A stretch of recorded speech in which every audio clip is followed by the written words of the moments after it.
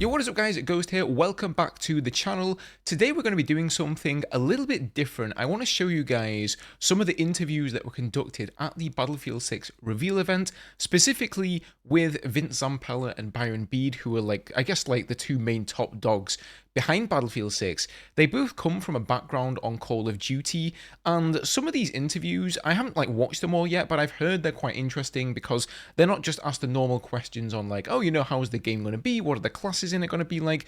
They're actually going to get some hard to answer questions here on things like, are you guys actually going for this 100 million player goal that we've heard rumored about? Talking about Ridgeline Studios shutting down on the single player front and how they've managed to bring that back, what we can expect from the single player.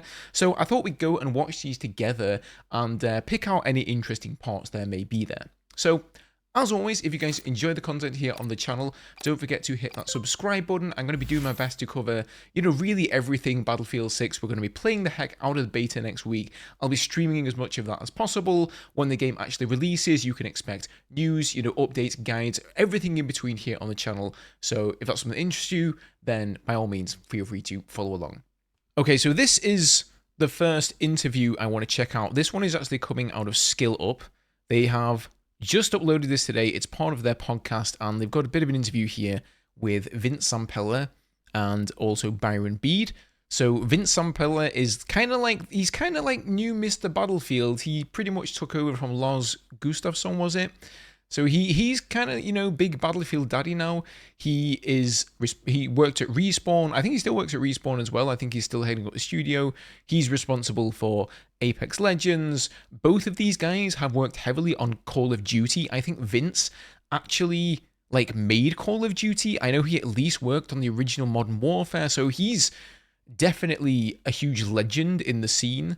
And I think they're going to have some interesting stuff to say here. So let's just watch this together, shall we? How you guys doing? Thanks for being here. Thanks for talking to us. We really appreciate it. Thank you. It always jams people up when I just go into it. So I answered that you asked me how I was, and then you continued. So I was. No, you're fine. Okay. I'm not good at this. I'm going to go back and answer. Okay. Good, thanks. Great. All right, we're off to a good start. I just got to say, if I was interviewing Vince Zampella, I'd be kind of, not starstruck, but almost a bit intimidated. At the time of recording this, the in a weird way, initial campaign reveal is out, the big exciting trailer. You've seen the initial first response to that. How are you guys feeling about that? And now seeing people get their hands on the game, other than labs. Well, we've been sequestered here answering questions, so we haven't gotten to see people actually enjoying the game. So that will be next after this. But I'm assuming, and you tell me if that I'm right. Just tell me that I'm right. Yeah. That people are loving it. Oh, yeah. The energy out there in the reveal was amazing. Off the charts, better than we could have expected. A lot of hoots, a lot of hollows. Oh, yeah. Just to comment on this, by the way, this is from the reveal event, right? So they're doing this interview there. And I got to say, everybody who I've spoken to as well who's played Battlefield 6, I haven't heard a single person say, you know what? I just don't get the hype. I'm not enjoying it. I've literally not heard that from one person say nah, it's not for me. I'm going to skip this game. So I think that's great. And only half of those were me. But in terms of people getting their hands on it, how has that been? Essentially you're starting to unleash it to the wolves a little bit, the baby that you guys have been working on for God knows how long. This for us, I think this is the super fun part. We've been working on this game for a long time, and we come to this Battlefield it's a pretty iconic franchise. It's got a long history. It has huge expectations for it.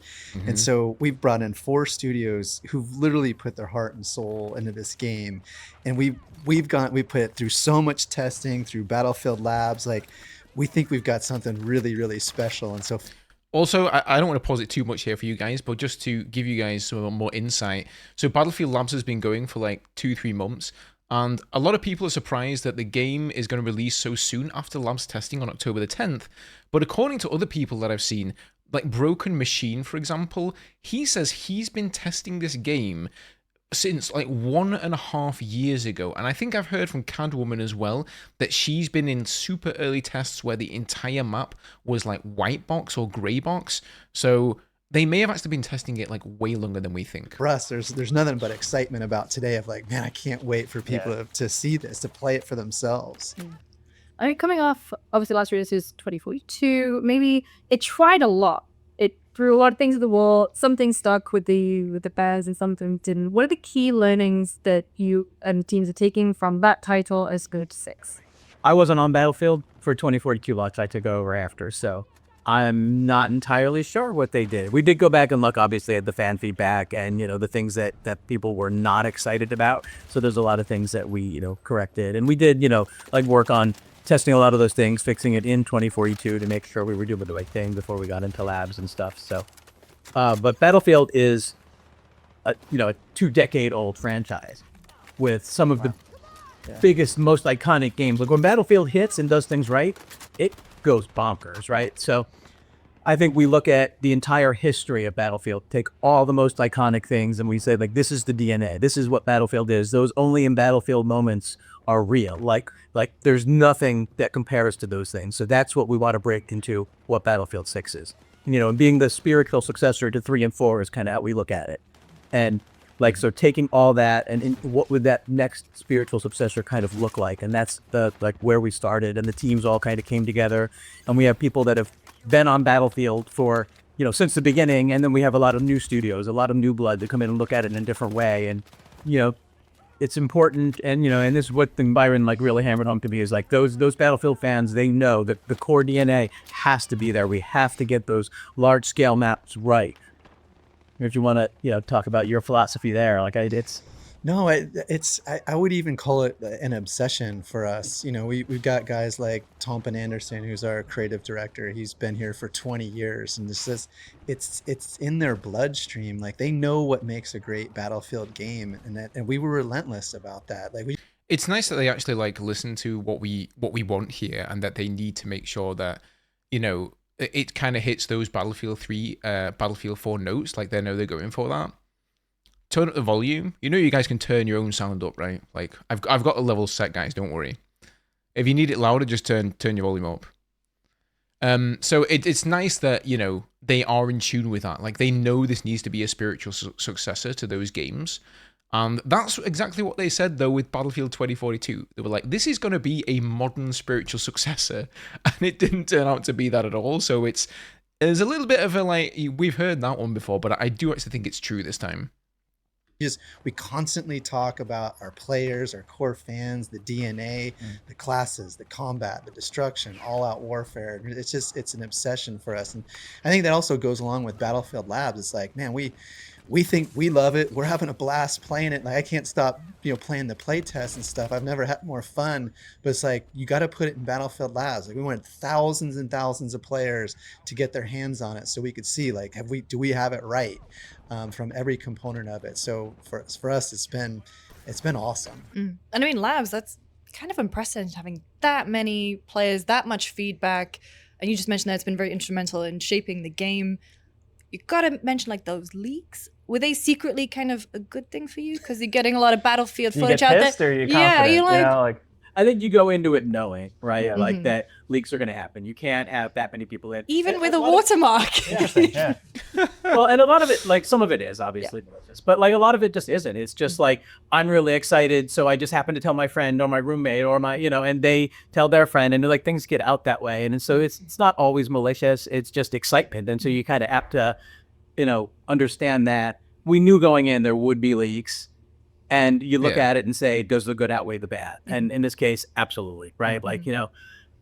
Getting those those hours of testing in that we just couldn't otherwise was invaluable to us in shaping this game and making sure we get that core right. So, it's a calculated risk, and I think it's paid off for us. I think the game is way better for it.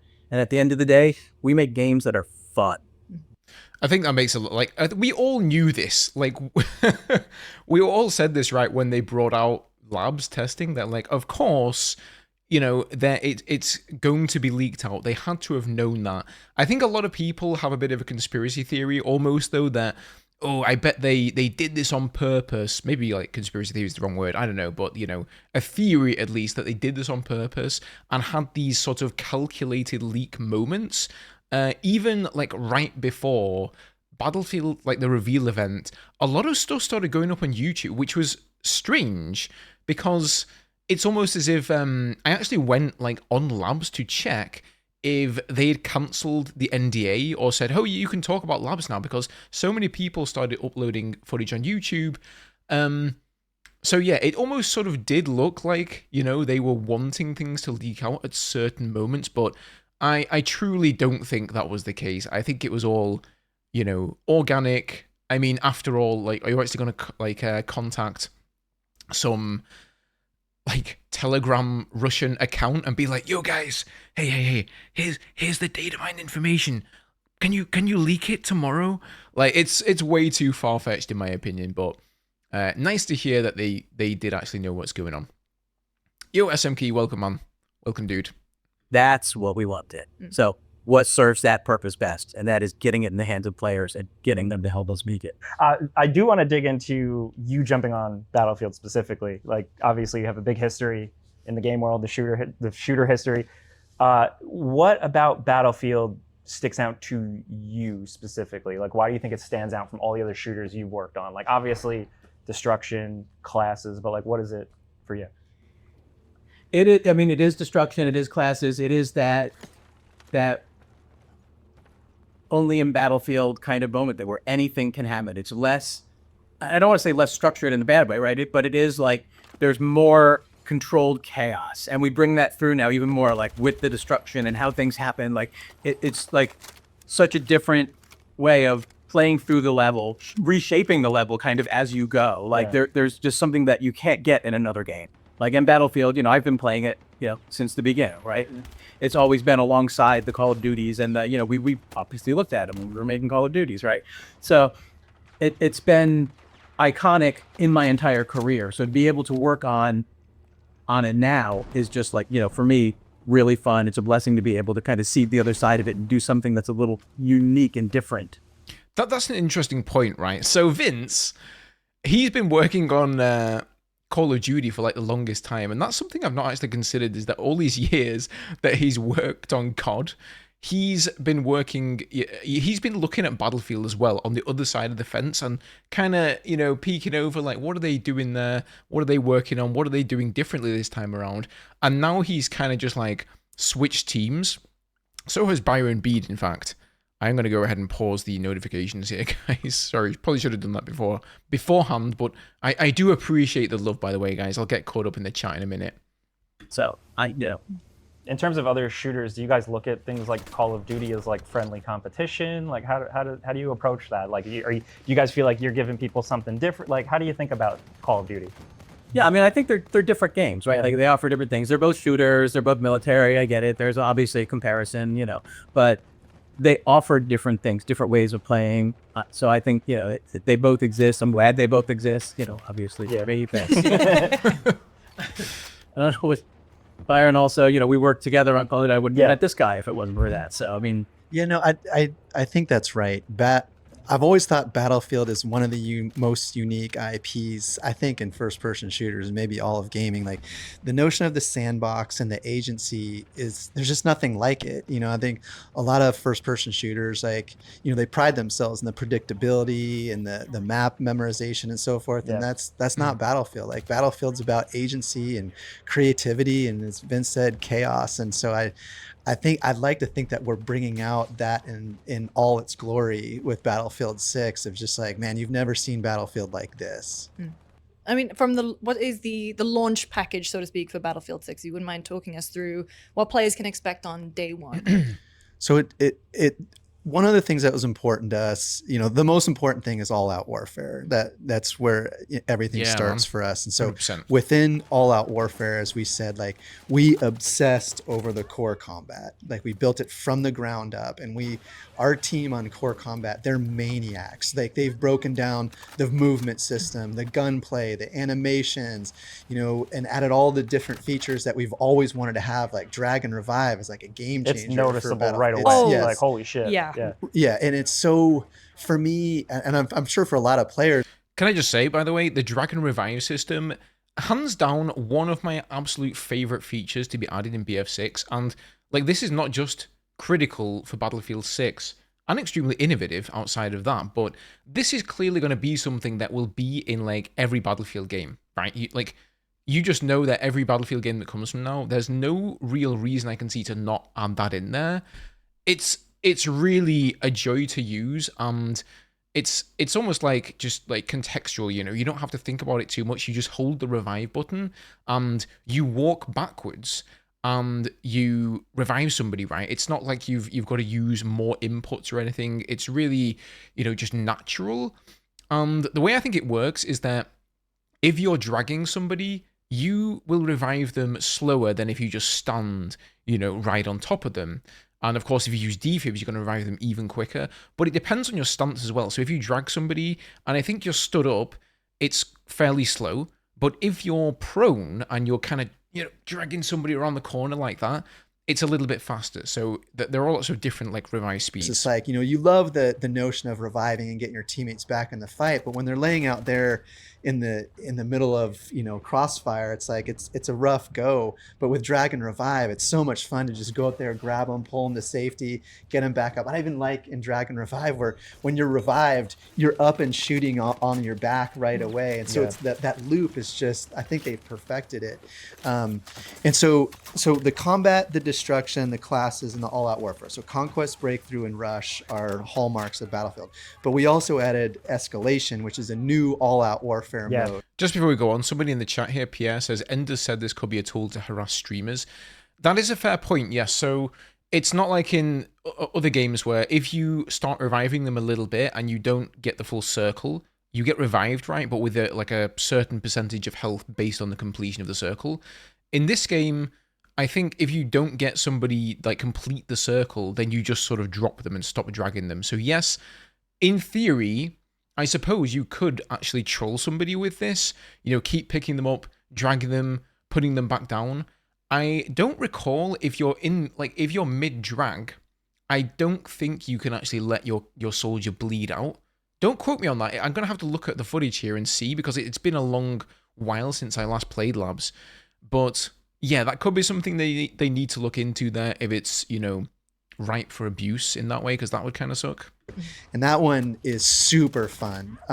You know, the construct of it is that there's multiple capture points at, you know, when the match starts, and then the match slowly whittles down to a more concentrated play space. And so the intensity just skyrockets as the match goes. So when we first started play testing it, I think you know, sometimes pretty early on this stuff is like, man, this is awesome. Like, this is a blast. And so that rounds out the all-out warfare. But we also feel like the Battlefield DNA, it works in a lot of different ways. Okay, so what they're talking about here is the new escalation game mode, which we really don't know anything about. They've basically just told us, you know, we're going to get Conquest, Rush, Breakthrough, was it TDM, Squad TDM, Domination?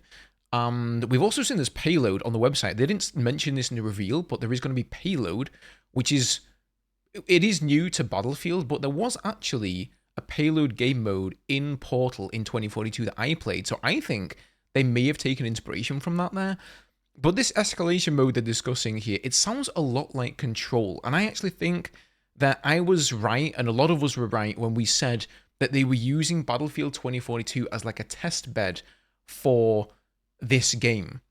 They were trying lots of interesting things, and one of those things was Control. So the way Control works is, for the first round, I think there are 4 flags. There's 4 objectives. You capture them, and you score as many points as you can. Then for round number 2, there's 3 flags. For round number 3, there's 2 flags. And for round number 4, there's only like the D flag, the one single flag. And you get these ascension points. The more you kill, the more you cap flags and score points. You get ascension points that allow you to spawn in vehicles.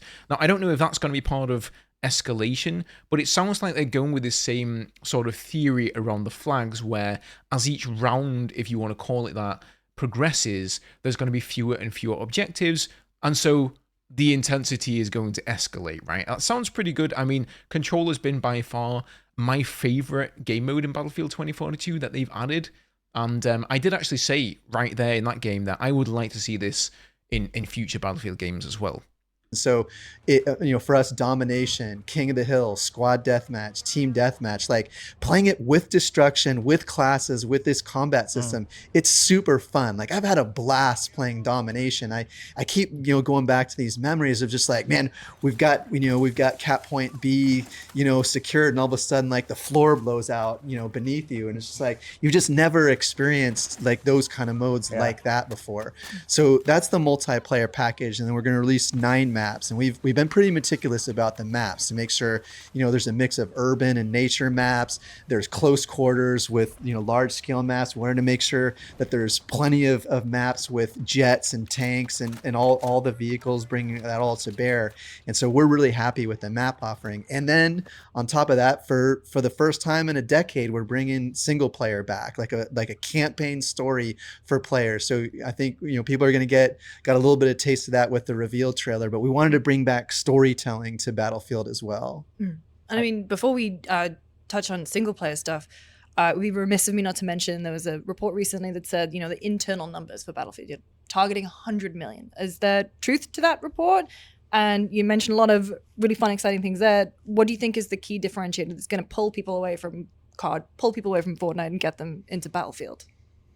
I mean, I think those numbers come from leaks, which we don't comment on. So Unless they're Oh, good. come on, dude. even when they're good, sometimes, yeah. I know. What was the second question? We'll go back to that. The differentiator to pull people away. I mean, because really, it's attention economy. It's like, what are you pulling people away from? You got a lot of exciting things, and do you think that's going to be enough to pull that many people? Having played it, I do. I mean, I think we offer a different style of play. It is that all-out warfare, the destruction, the vehicles, that combination together, like it really works. Agree. For me, look, I've been in this. I've been in the industry for over 20 years, and I've always looked at Battlefield. To me, it's one of the coolest franchises in gaming, and so for us, it's like we wanted to just do it right. And if we feel like if we do it right, like a lot of people will love playing it, And so, as I said, we've had a blast playing it. I think the creators out there right now, hopefully, are having a blast the same way we are. But I think our job was to do Battlefield right, and what happens next, I think Battlefield's a big iconic franchise, and so that was job number 1 for us. Build it and they will come. Ideally. So obviously they believe in it here. Like they kind of try. You can tell that question made them a bit uncomfortable.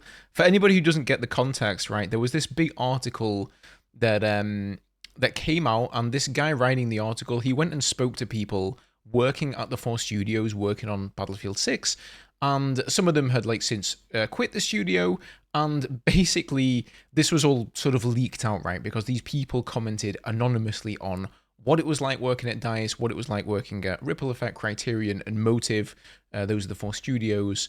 And one of the comments to come out is that EA are hoping to get 100 million players, right?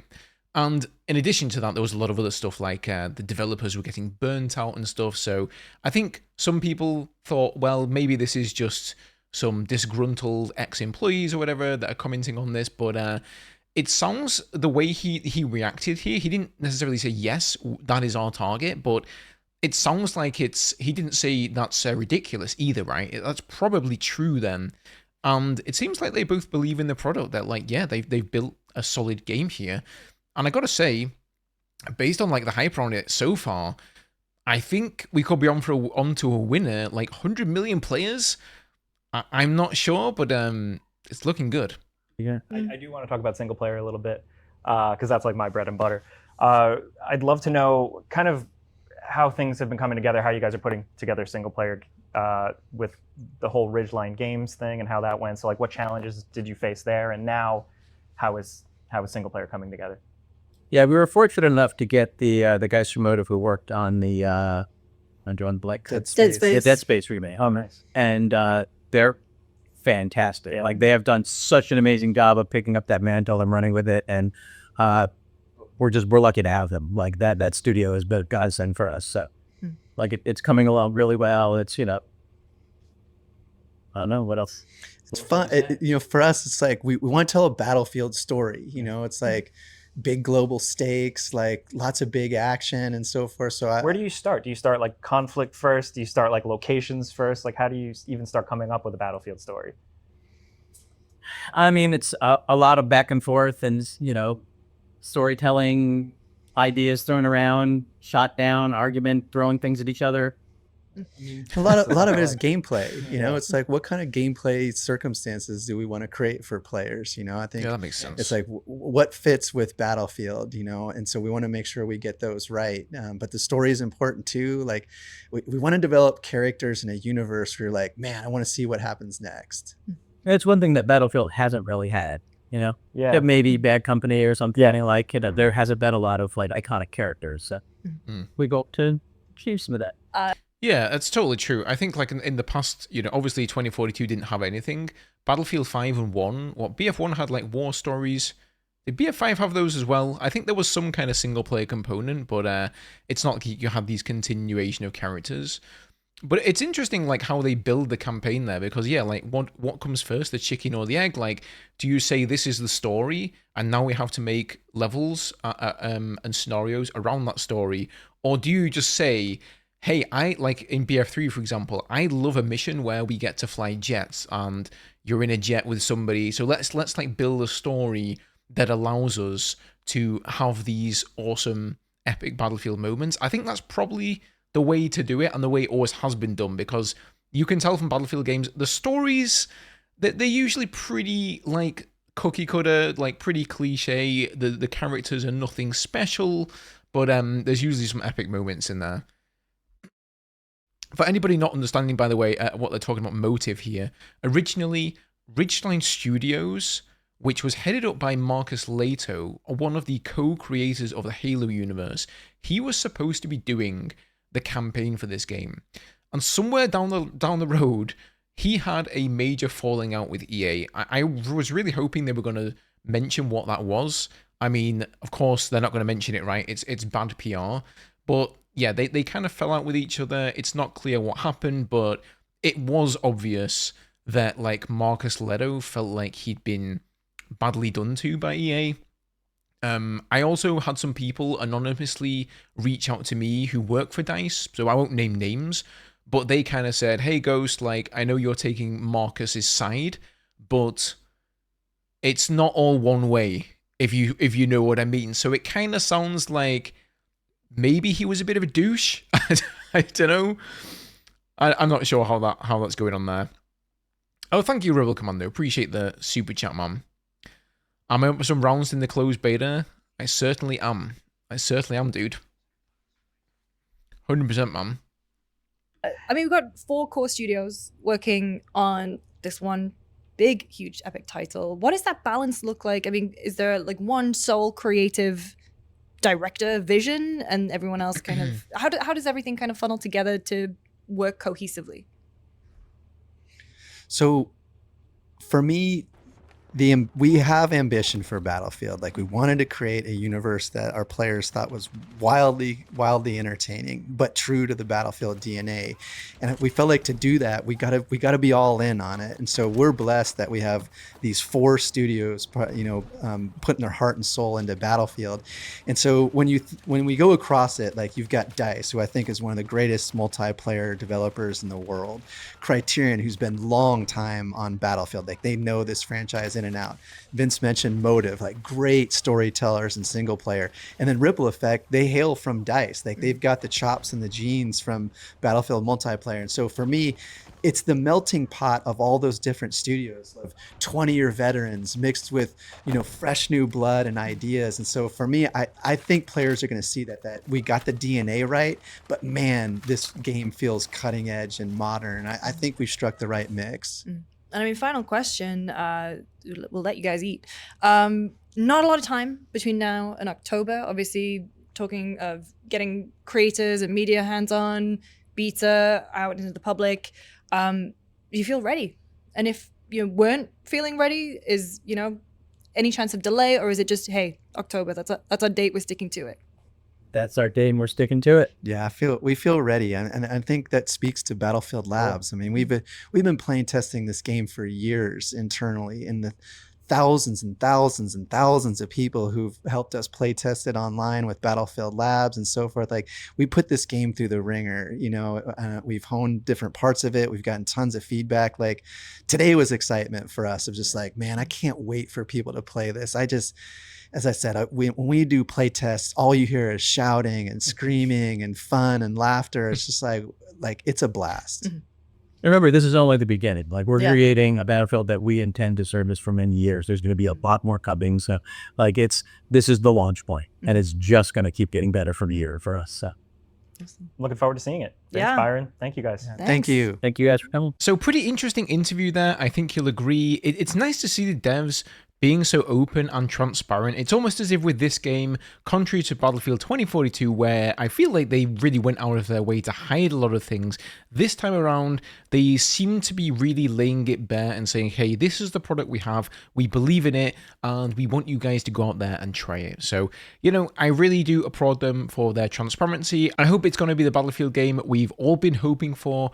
Let me know what you thought about the interview down below, guys. Feel free to leave a comment, leave a like as well if you enjoyed the video. And to stay up to date with everything Battlefield 6, subscribe to the channel, and I will see you guys in the next one.